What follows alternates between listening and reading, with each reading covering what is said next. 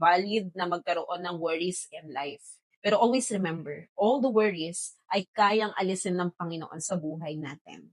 Yung tipong napapagod ka, may mga agam-agam ka, may mga doubt ka na, minsan may doubt ka pa sa sarili mo, may doubt kang magtiwala sa iba, may doubt kang, kaya ko ba? May doubt kang, magtatagumpay ba ako? Minsan may mga worries ka na hindi mo alam bakit ka nag-worry.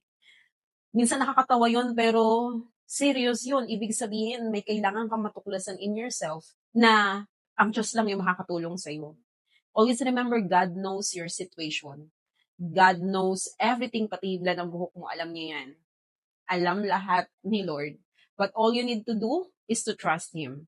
Lahat ng worries mo, lahat ng bigat, lahat ng agam-agam, lahat ng mga bagay na ulit-ulit mong iniisip na nawawalan ka ng kapayapaan, isurrender mo lahat kay Lord. At walang imposible kay Lord. Kayang-kaya niyang ayusin ang lahat within you and in your life.